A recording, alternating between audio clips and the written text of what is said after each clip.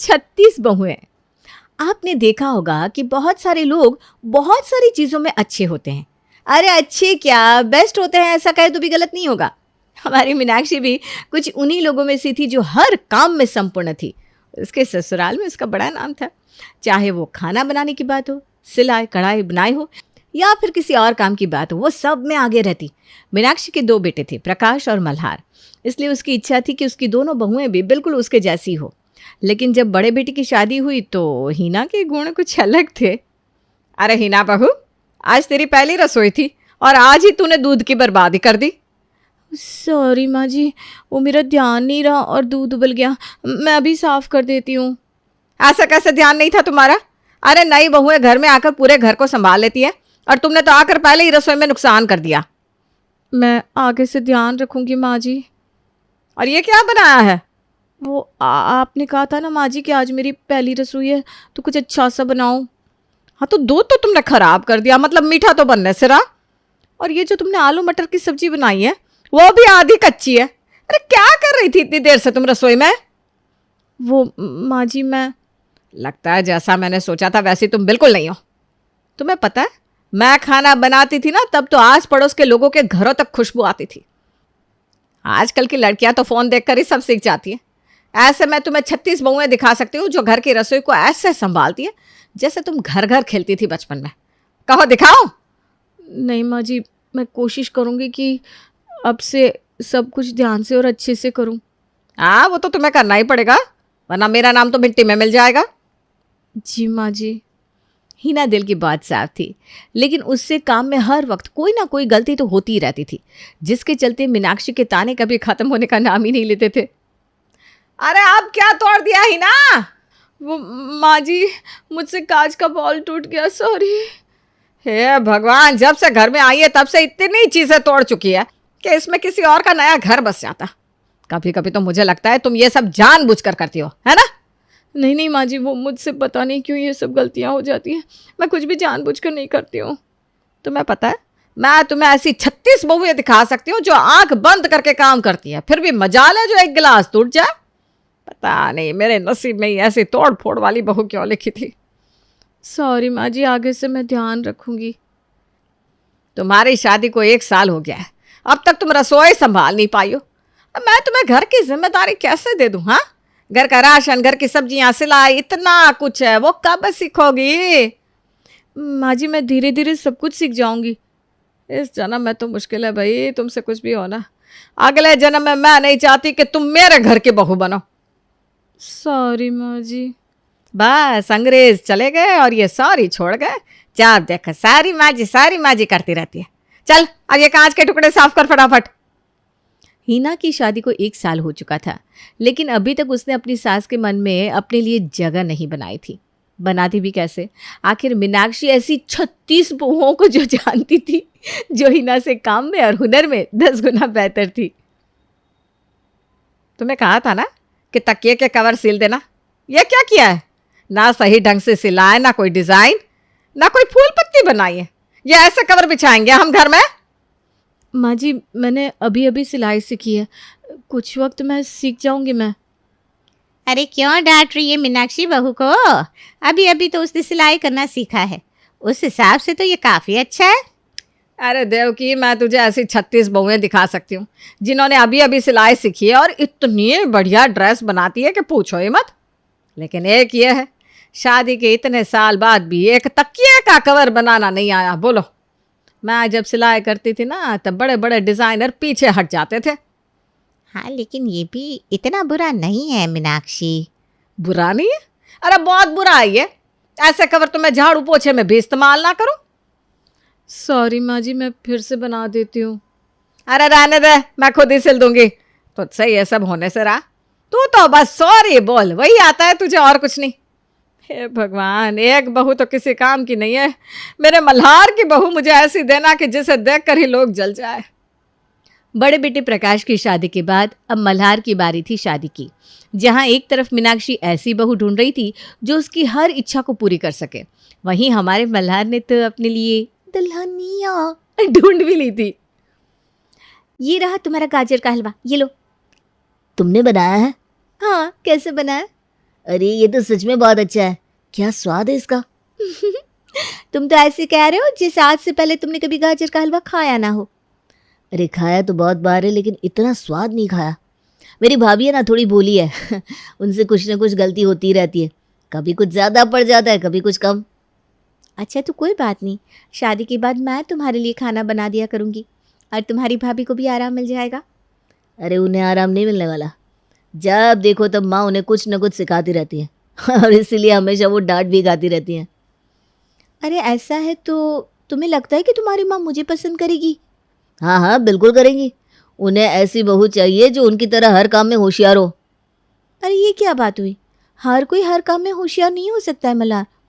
और देखो अगर मुझे बाकी के काम ठीक से नहीं आए तो वो मुझे तुमसे शादी नहीं करने देंगी। तुम ऐसा कह रहे हो क्या? अगर वो ना भी करेगी तो मैं उन्हें मना लूँगा, लेकिन शादी तो मैं तुमसे ही करूँगा निवेदिता। तुम्हारी बातों से लग रहा है कि तुम्हारी माँ को मनाना बहुत मुश्किल होगा। निवेदिता का अंदाज़ा सही था। मल्हार और निवेदिता के बारे में जानकर मीनाक्षी बहुत ज़्यादा नाराज़ हो गई थी मल्हार से। अरे ऐसे 36 लड़कियां लाइन लगाकर खड़ी है तेरे आगे, तुझे क्या दिखा है उसमें ऐसा जो उसी से शादी करनी है तुझे? माँ मैं निवेदिता से प्यार करता हूँ, और प्यार कुछ देख कर नहीं होता, बस हो जाता है। ये फिल्मी बात है ना मेरे साथ मत कर। प्यार व्यार शादी के बाद सब दूर भाग जाता है, सिर्फ गुण और हुनर ही काम आता है। तू देख रहा है ना हीना कैसी है, एक काम उससे ढंग से नहीं होता। तू क्या चाहता है कि मैं दूसरी वाली भी ऐसी ही ढूंढूं? माँ निवेदिता हर काम में अच्छी है, पढ़ी लिखी है, अच्छा खाना भी बना लेती है, और क्या चाहिए आपको? ये सारे गुण तो शादी के बाद पता चलते हैं बेटा। माँ एक बात सुन लीजिए, मैं शादी करूँगा तो निवेदिता से, वरना मैं कभी शादी नहीं करूँगा। और मल्हार की जिद के आगे मीनाक्षी को झुकना ही पड़ा। वो निवेदिता और मल्हार की शादी के लिए तैयार हो गई। लेकिन शादी के बाद मीनाक्षी जैसे हीना के साथ थी वैसे ही निवेदिता के साथ भी बर्ताव कर रही थी। लेकिन हमारी निवेदिता कहाँ किसी से कम थी।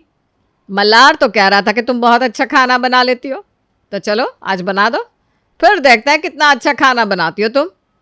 बताइए ना माँ जी क्या बनाना है खाने में? तुम्हें देख कर लगता तो नहीं कि तुम्हें ज़्यादा कुछ आता होगा।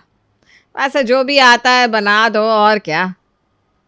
वैसे आपको देखकर लगता है कि आपको हरी मिर्ची जैसा तीखा खाना ही पसंद होगा माँ जी, है ना? आप चिंता मत करिए, मैं आपके लिए वैसा ही खाना बना देती हूँ। क्या? हाँ, आपकी ज़बान को देखकर ऐसा ही लग रहा है। तीखा खाना पसंद है ना आपको, बताइए। तुम्हें देखकर यही लग रहा है कि तुम तीखी मिर्ची हो। अब खाना बनाओगी कि बस बातें ही बनानी आती है? पता नहीं इसे कैसे पसंद कर लिया मल्हार ने, इसके जैसी 36 मिल जाती उसे। चलिए भाभी रसोई में चलते हैं। तुम्हें माँ जी से डर नहीं लगता? वो नाराज होकर गई है यहाँ से। अरे भाभी डरना कैसा, वो चुड़ैल थोड़ी ना है जो हमें खा जाएंगी। हाँ बातें वैसी कर लेती है लेकिन सच में थोड़ी ना खा जाएंगी। तुम सच में वैसी हो जैसा मल्हार बता रहा था। आप भी ना बहुत भूलिए भाभी, सच में। चल अब खाना बना लेते हैं, वरना माँ जी और भी ज़्यादा गुस्सा हो जाएंगी। आप मुझे सामान देती जाइए, मैं खाना बना लेती हूँ। हीना और निवेदिता रसोई में हंसी खुशी खाना बना रही थी और सारा खाना बन भी गया। तुमने तो सच में बहुत अच्छा खाना बनाया है निवेदिता, मैं तो इतना सब कभी नहीं बना पाती। भाभी आपने रोटियां बना दी, रायता बना दिया, सारा सामान भी आप ही ने दिया है, आधा काम तो आपने कर दिया। अब मुझे बस गरम मसाला दे दीजिए, मैं सब्जी में डाल देती हूँ। हाँ हाँ अभी देती हूँ। हीना गरम मसाले की डब्बी ला रही थी कि बाहर से मीनाक्षी की आवाज़ आती है, अरे खाना बना कि नहीं? और हीना के हाथ से डब्बी छूट जाती है। हे भगवान, अरे सत्यानाश हो हीना, कब सीखेगी तू ठीक से काम करना? सॉरी माँ जी। अब गलती करो सॉरी बोलो, यही तो काम है तेरा, है? कोई बात नहीं भाभी, मैं साफ कर देती हूँ। और माँ जी सारा खाना बन गया है, आप चलिए हम दोनों टेबल पर खाना लगा देते हैं। निवेदिता ने देखा कि मीनाक्षी से हीना काफ़ी डरी डरी सी रहती थी, जिसके चलते ही उससे काफ़ी सारी गलतियां होती थी। कोई बात नहीं भाभी, होता है, मेरे साथ तो हर बार ही होता है, पता नहीं मेरे हाथ क्यों कांप जाते हैं। अरे कोई बात नहीं, आप टेंशन मत लीजिए, चलिए आइए खाना खाते हैं मिलकर। सब लोग खाना खाते हैं और सबको खाना बहुत ही पसंद आता है। खाना तो सच में बहुत अच्छा बना है। थैंक यू भैया। माँ मैंने कहा था ना निवेदिता बहुत अच्छा खाना बनाती है। अब ठीक ही है, वैसे इस हिना से तो अच्छा ही है।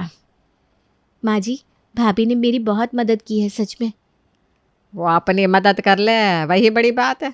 मैं ऐसी 36 बहुएं दिखा सकती हूँ जो तुम दोनों से कई गुना बेहतर खाना भी बनाती है, और वो भी बिल्कुल कम वक्त में। खैर छोड़ो, मेरी तो किस्मत ही खराब है। माँ जी की बातों को छोड़िए भाभी, आइए खाना खाते हैं। निवेदिता को समझ में आ गया था कि मीनाक्षी के तानों ने हीना के मन को डर के साथ जोड़ दिया था, जिसकी वजह से वो सही काम भी करती तो उससे गलती हो जाती। एक दिन जब निवेदिता और हीना कुछ बुन रही थी, वो मुझसे तो हो ही नहीं रहा ये भाभी। देखो इसे ना ऐसे करते हैं, इससे तुम आसानी से टोपी को बुन पाओगी। अरे वाह भाभी, आपने तो मुझे बहुत आसान तरीके से सिखा दिया। मुझसे ना कब से नहीं हो रहा था ये। मैंने ये शादी के पहले सीखा था। सोचा था शादी के बाद सबके लिए टोपी बनाऊंगी, लेकिन पता नहीं क्यों मुझसे कोई काम ठीक से होता ही नहीं। भाभी, जहाँ तक मैंने आपको देखा है आपको हर काम आता है, आप ऐसा क्यों सोच रही हैं? ऐसा नहीं है, मुझसे कई सारी गलतियाँ होती रहती हैं।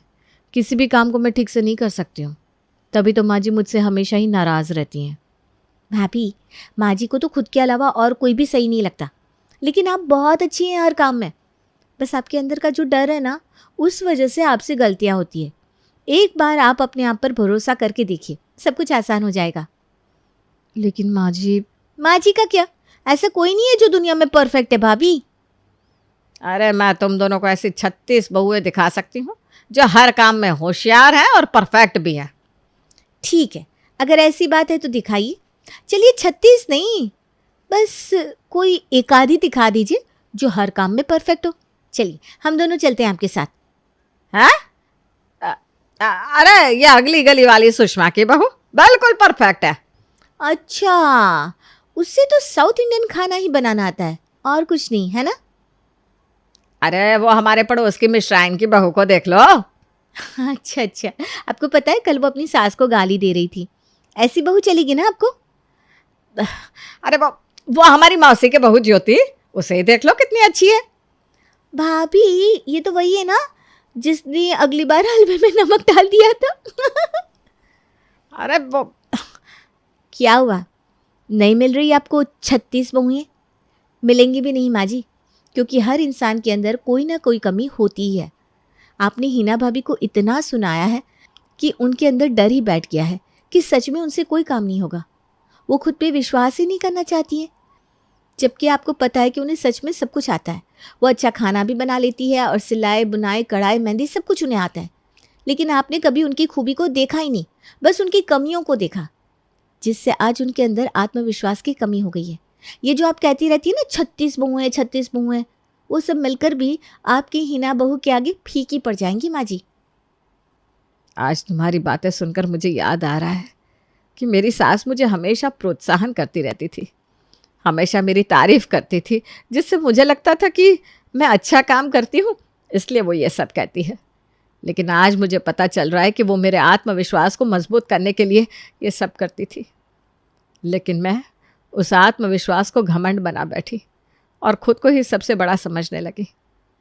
हीना बहू, मुझे माफ़ कर दे बेटा, मैंने तेरे साथ बहुत गलत बर्ताव किया है। पता नहीं तुझे क्या क्या कहती रहती थी मैं। नहीं माँ जी, अब बड़ी हैं, अब माफ़ी मत मांगिए प्लीज़।